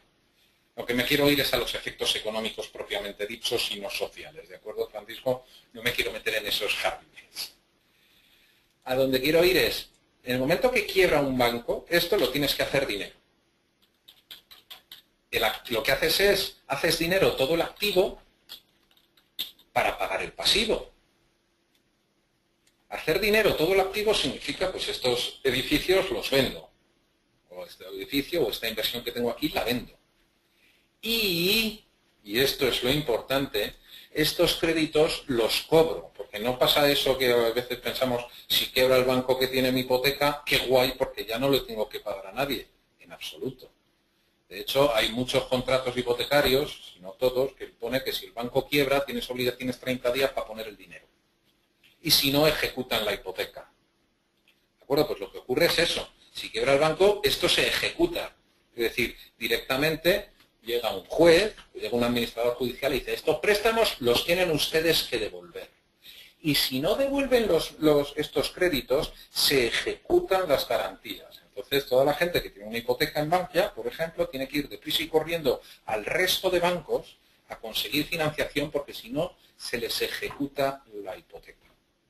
Como eso no ocurre, estos señores no cobran y estos señores tampoco cobran. Estos señores son otros bancos. ¿De acuerdo? Entonces, ¿qué ocurre cuando estos señores, que son otros bancos, dejan de pagarle a un banco? Podría pasar lo mismo. Y era lo que se llamaba el efecto dominó. Es que como este le ha dejado no sé cuánto a este otro banco, también le hago caer. Y ese a otro, y ese a otro. Entonces, cascan todos los bancos con todas las consecuencias que tienen. Que tiene eso. Y la consecuencia no es, con perdón por la expresión, que se jodan los bancos. Es que los que nos jodemos somos nosotros. Pero nos jodemos nosotros por aquí y por aquí. Porque claro, el que está aquí le dice al señor que tiene aquí su hipoteca, tú devuelve la hipoteca que yo quiero mis ahorros.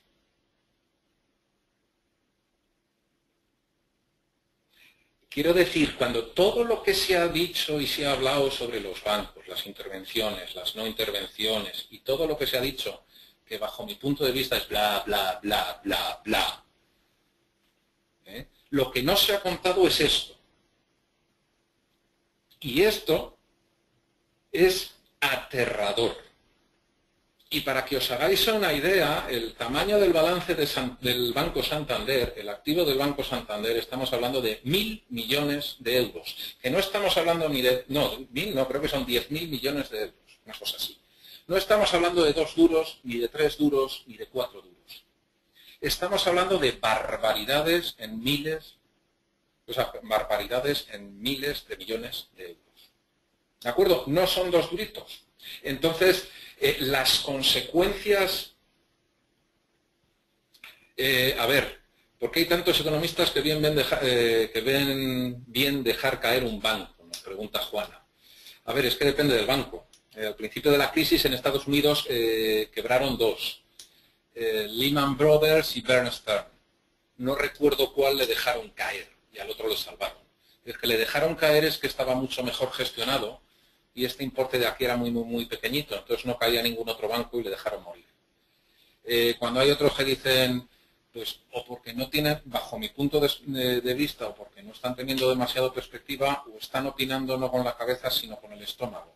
El gran problema de la opinión es que no se opina desde un punto de vista económico, sino en muchos casos se opina desde un punto de vista político. Lo hacemos todos, no es crítica porque es algo que hace el ser humano. Y hay veces que se pierden perspectivas, ¿de acuerdo? Como cuando, bueno, pues vamos a dejar de pagar la deuda internacional. Bueno, pues entonces nos cae un 10% el PIB y si con una caída de un 3-4% ha habido 4 millones de parados o 5 millones de parados, si cae un 10% en un año, ¿qué es lo que nos va a pasar? Nos vamos a quedar muy contentos, pero pues otros 4 millones al paro. Han remontado mejor la crisis en otros países. Pues entre otras cosas porque nosotros... no quiero hacer crítica política, ¿de acuerdo? Pero cuando otros países estaban empezando a tomar medidas por la degradación de los balances de bancos, nosotros ya estamos... vale, no sé. Nosotros estábamos diciendo que teníamos el mejor sistema financiero de todo el mundo y que nosotros no teníamos subprime. Nosotros teníamos un subprime muy particular que era el ladrillo y suelo. ¿De acuerdo? Entonces, es por ello por lo que tardamos más en tomar una serie de medidas. Con esto no quiero hacer, no quiero que veáis crítica velada, ni apoyo por, ni desapoyo por. ¿De acuerdo? No, estoy intentando ser lo más aséptico posible y no quiero entrar en descalificar a unos y otros, que podría hacerlo a los unos, a los otros e incluso a los de más allá. ¿De acuerdo? Pero no quiero entrar en esos temas. Donde quiero entrar es... Si me preguntáis por qué han salido otros antes, pues quizá porque han empezado a tomar estas medidas antes. Y nosotros hemos empezado a tomar una serie de medidas con bastantes años de retraso. De acuerdo, pero no veáis oscuras intenciones políticas en mi argumentación. De acuerdo. A ver, como decía un jefe mío, lo constructivo es útil, todo el resto de crítica no sirve para nada. Ciertamente. Es decir, las consecuencias de... A ver, el tema, o han aplicado políticas fiscales expansivas. Hasta luego, Monse. A ver, lo que pasa es que las políticas fiscales expansivas las tienes que hacer en función de tu capacidad recaudatoria. A ver, esto es lo que estábamos hablando, Francisco, lo que estábamos hablando antes de la empresa. ¿De acuerdo? Si a mí me falta dinero y vendo más, o sea, pretendo crecer más y vendo más, lo que me quedo es estrangulado de dinero, con lo cual tengo que ir a financiación. Tendré que estar mostrando a la vez solvencia, porque claro, si haces eso, pero acudes a más financiación en tu empresa, pero están cayendo las ventas, dejas de tener solvencia o tienes menos solvencia, con lo cual entrar en vamos a gastar más, que es en esencia una política fiscal expansiva, recaudo más y tiro de gasto público, lo que haces es, lo que ocurre es que empeora tu capacidad de solvencia, con lo cual llega un punto en que nadie te presta dinero para financiar esa política fiscal expansiva y como estás creciendo menos, se reduce tu capacidad de de generación de ingresos. No es tan simple, quiero decirlo, hay que equilibrarlo bien. Y además de salvar el banco, si el Estado inyecta dinero en un banco, no tiene algún beneficio, hombre, se lo da, se lo pone por aquí y en principio debería de cobrar unos intereses. De acuerdo, ahora estaban con la venta de... Habían vendido un pequeño paquete de Bankia para empezar a dar liquidez en los valores, porque no, como no había mucho, cualquier operacióncita pequeña estaban haciendo unas oscilaciones tremendas en el valor de Bankia. Entonces lo que están buscando es que haya algo más de papel en el mercado para que suba el valor y ya poder venderlo con beneficio. Sí, el Estado, hombre, en esencia intenta que todas estas operaciones no perder. Lo que pasa es que el dinero lo ha tenido que meter ahí.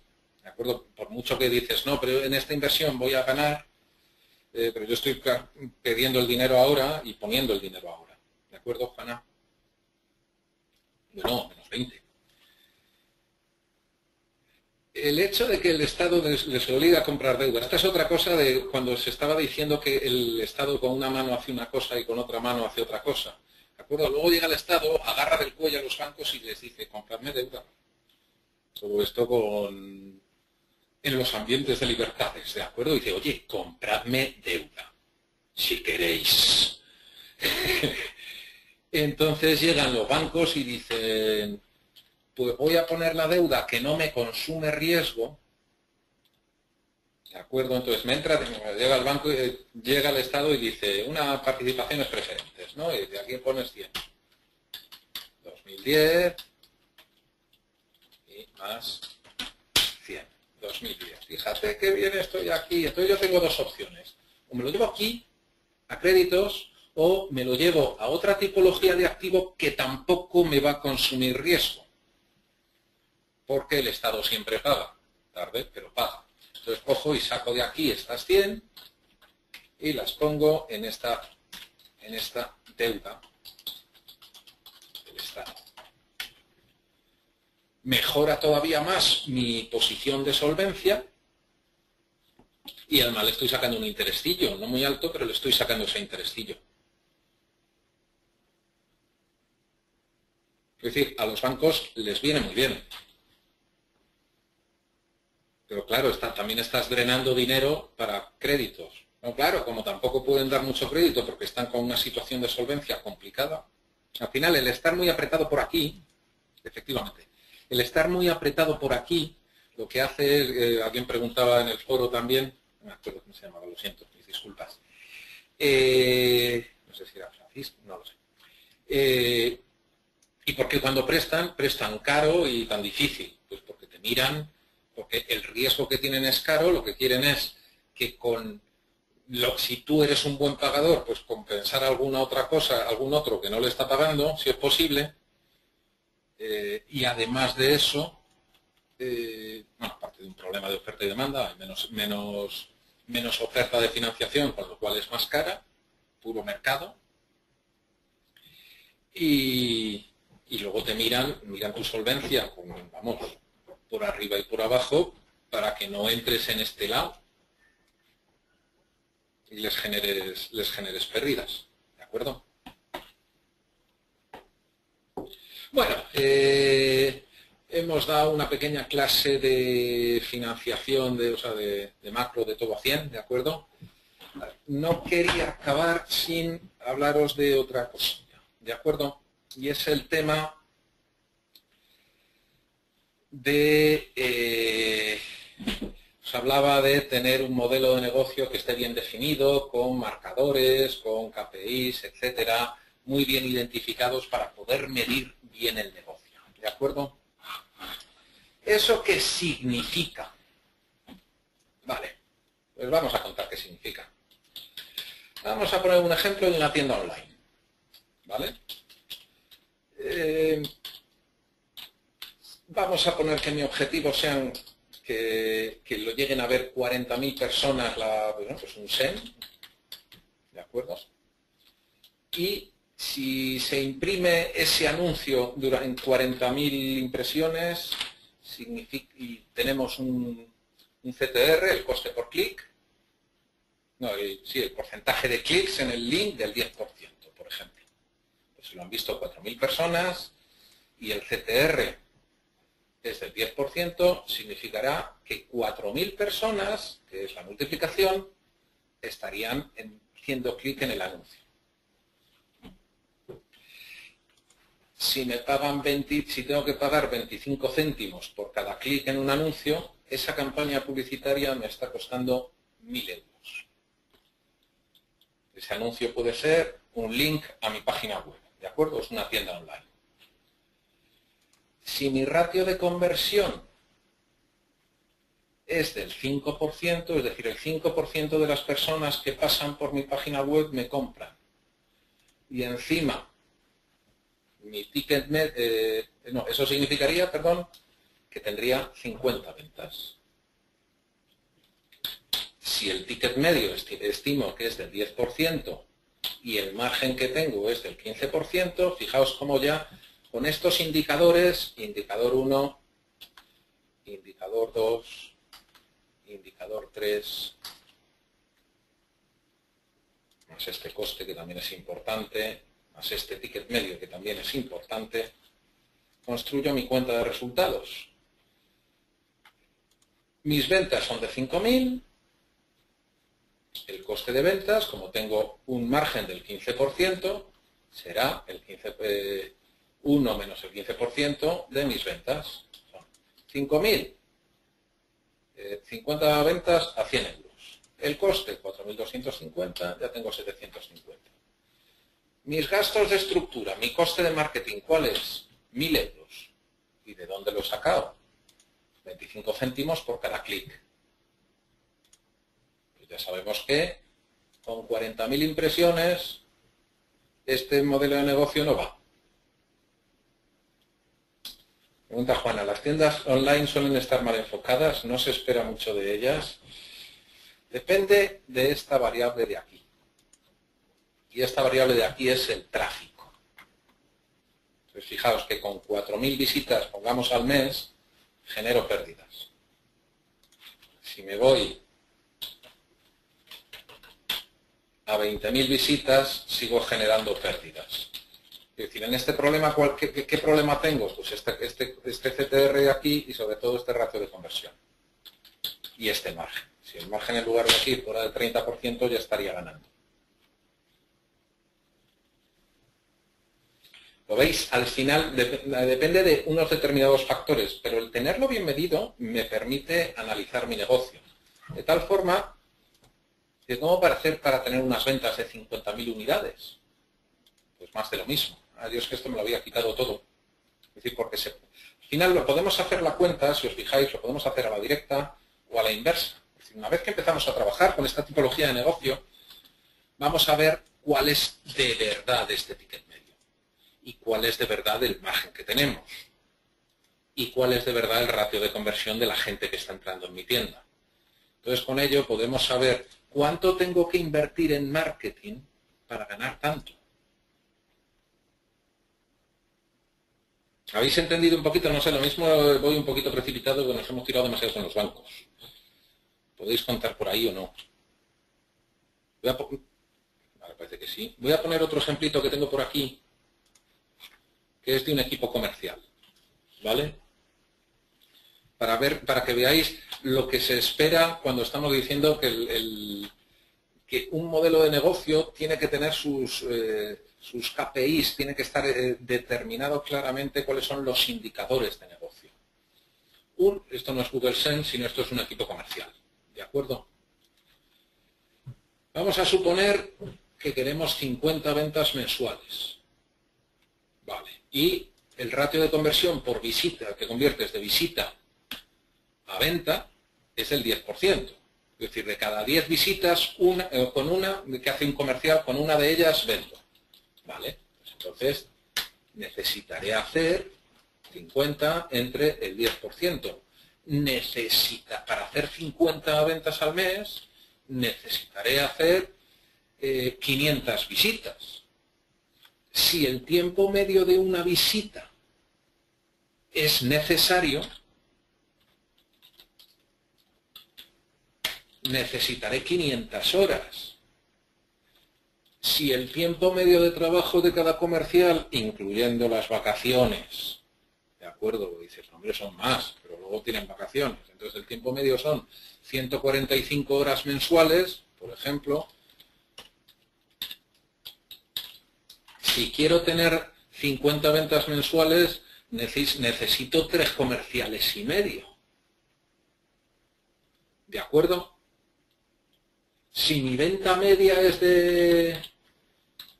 Si el coste de cada comercial es de 1.500 más una comisión del 10%, por ejemplo, y el ticket medio por venta es de 1.500 euros, otra vez puedo volver a construir mi cuenta de resultados. Es decir, ¿cuáles son mis ventas? 1.500 por 50. Son 75.000. Esto lo borro.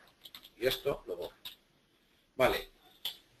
¿Coste de ventas cuál es? Pues estos 75.000 por 1 menos este 30% de aquí, que es el margen que tengo. 22.500. Vale, ya tengo ese margen. Gastos de estructura, pues voy a considerar únicamente los sueldos de los comerciales. Vale, pues tengo 1.500 euros.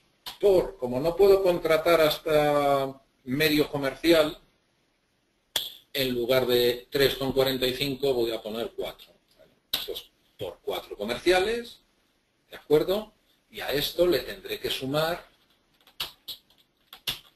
las comisiones, que son estas 75.000 por el 10% de comisión. ¿Vale? Pues ya tenemos el coste. Ya hemos podido construir un coste y es un coste lógico. Es decir, que sé que necesito 4 comerciales. Pero sé que necesito 4 comerciales, ¿por qué? No por imposición de manos, sino porque quiero tener 50 ventas mensuales, conozco o estimo este ratio de conversión, con lo cual ya sé el número de visitas. Primero lo estimo y luego de vuelta, cuando empieza a funcionar el negocio, lo mido. Y veo si estoy por encima o por debajo. Y tomo acciones correctoras. Vienen mis indicadores, vienen el látigo que utilizo con mis comerciales. ¿Lo habéis visto?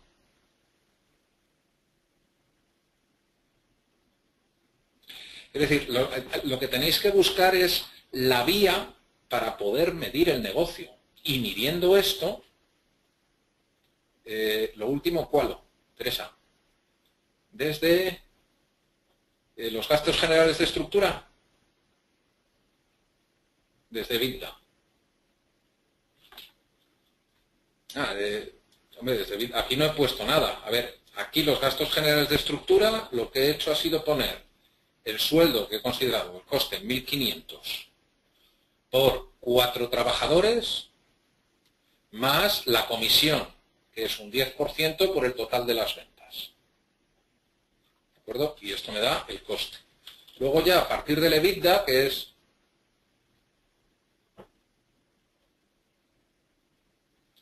ahora voy con la pregunta de Juana. Luego, a partir del EBITDA, que es el beneficio antes de intereses, amortizaciones e impuestos, le quitaré la amortización del activo fijo, si es que la tengo, y si estoy pagando intereses al banco, también se lo restaré, y luego ya del beneficio antes de impuestos, pues le quitaré los impuestos. Espero haberme explicado, si no me repreguntas. Ah, vale, ok. Me dice Juana que cuando empiezas un negocio no manejas esos porcentajes. Puede que de entrada el negocio sea ruinoso. A ver, no los tienes. Pero lo que tienes que tener claro cuál es tu objetivo, Juana. Ok, María. Tienes que tener claro cuáles son sus objetivos. Es decir, si al final lo que ocurre es...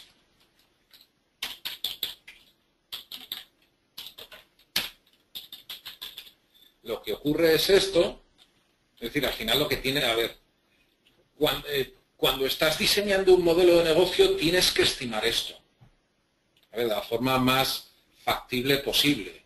Es decir, si vendes bolígrafos a 1 euro, o estás yendo a grandes cuentas o tus ventas van a ser muy pequeñas.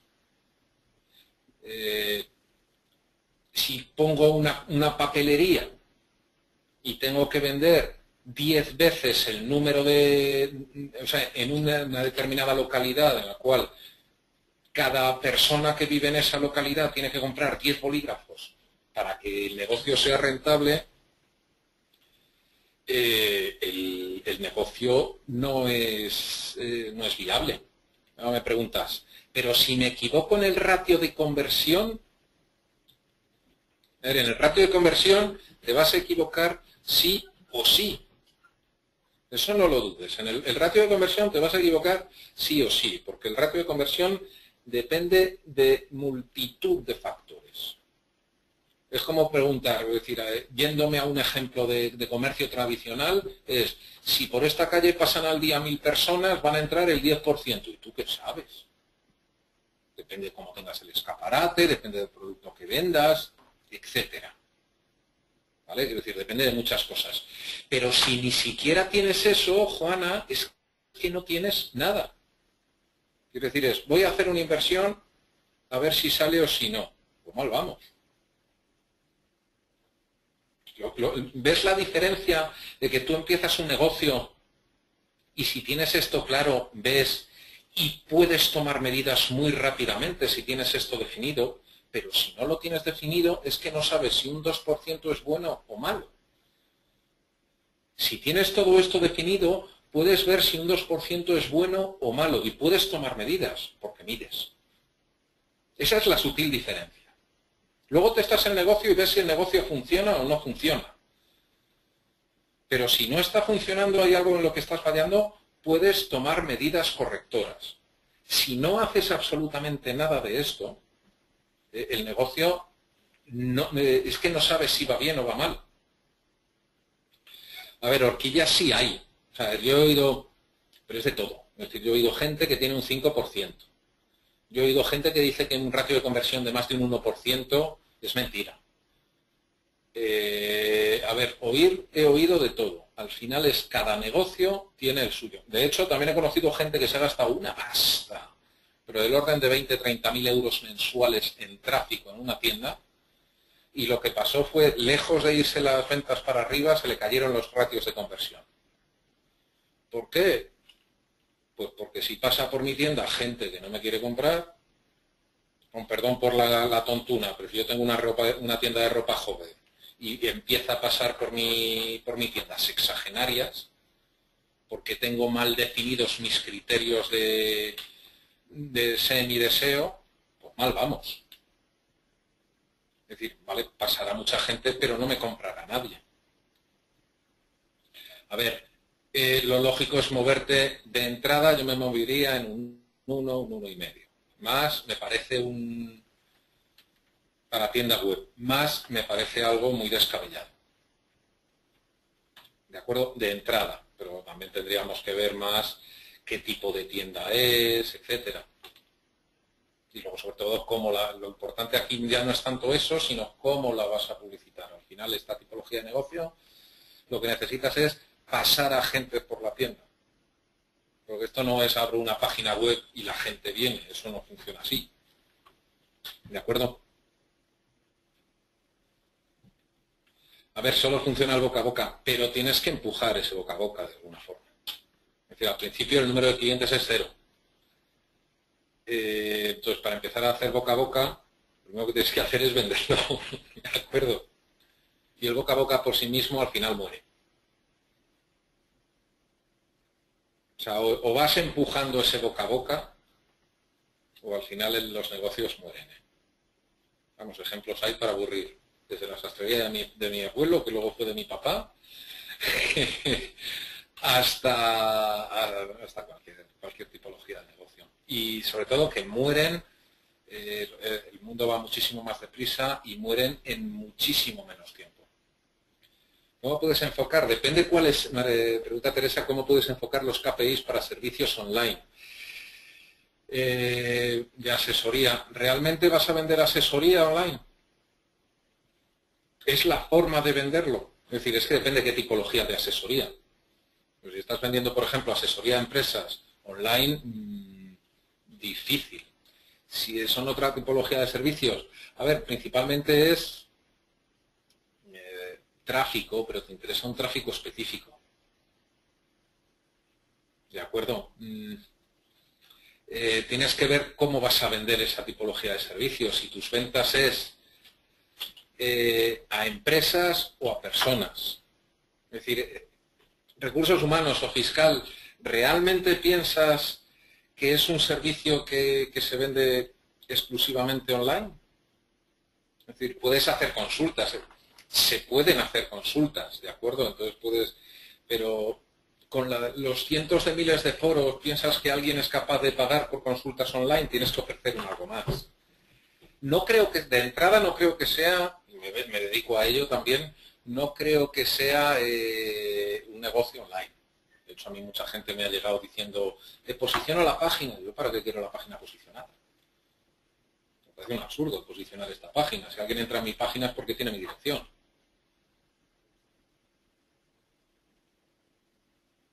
No porque, vamos, es que a mí un cliente que buscara asesores fiscales y lo buscara por internet me daría miedo ese cliente. Eso funciona el boca a boca.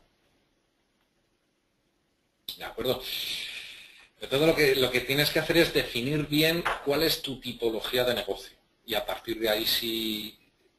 Quiere decir, no es... El objetivo no es la web, es un modelo de negocio, cómo te comunicas con el cliente y luego eliges la forma. ¿De acuerdo? Es propuesta de valor, cliente potencial y cómo pasas a comunicarte con él. Si es vía de comunicación y a partir de ahí propuesta de valor y cliente, el negocio no está bien montado. Directamente no lo estamos diseñando correctamente.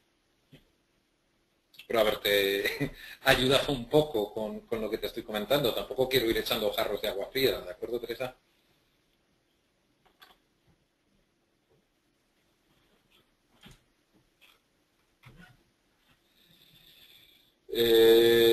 Bueno, pues yo por mi parte no tengo mucho más que contaros. Bueno, he cubierto más o menos. Sí, los precios son más competitivos. Pero como se equivoque, Teresa, como se equivoque, el destrozo que te hace puede ser importante. A ver, que yo no digo que no pueda ser un negocio en el futuro, ¿de acuerdo? Pero creo que la vía de venta, mi punto de vista es que no es la más lógica. Funciona mucho más boca a boca y sobre todo darse uno a conocer. Mi punto de vista, ¿eh? Bueno, que como os decía, poco más. Mañana creo que tenéis otro webinar, que estará Sí, Rubén. sí, mañana, sí, bueno, si tienen alguna duda, pues que procedan a consultarte cualquier aclaración, yo creo que es el momento, y si no, pues que aprovechen el foro, ¿no, Yago? Sí, sí, sí. Yo lo voy a seguir mirando y dudas que tengáis y preguntas las contestaré amablemente. Perfecto. Y bueno, simplemente recordaros el seminario web de mañana, en el que se os va a explicar pues un poquito la herramienta alternativa a la financiación que se os va a poner a vuestra disposición, ¿de acuerdo? Y que se va a alojar dentro de la red Emprende Verde. Y bueno, pues recordaros simplemente eso y... A ver, Ana Bárcenas, Yago, podemos realizarte consultas a tu correo. Eso ya lo dejo a... Pero ahora en estos días, si acaso, de utilizar un poco más el foro para darle contenido, pero vamos, si ahí lo tenéis es para que si tenéis alguna pregunta pues podáis hacerla, ¿de acuerdo? Vale. Bueno, y nada más, por mi parte nada más, simplemente recordar el seminario de mañana y bueno, agradecer la participación de cada uno de vosotros y a ti, por supuesto, está, Yago. Gracias por todo y pues nada, mañana continuamos, ¿de acuerdo? Venga, pues ya está Venga, entonces. pues Buenas muchas gracias tardes a Rubén, muchas todos. gracias a todos Gracias a ti, y vamos, Yago. espero en el foro a ver si me ponéis alguna cosita y me hacéis trabajar un poco. Venga, muchísimas gracias. Gracias a ti, Yago, y gracias a vosotros. Hasta mañana. Hasta luego.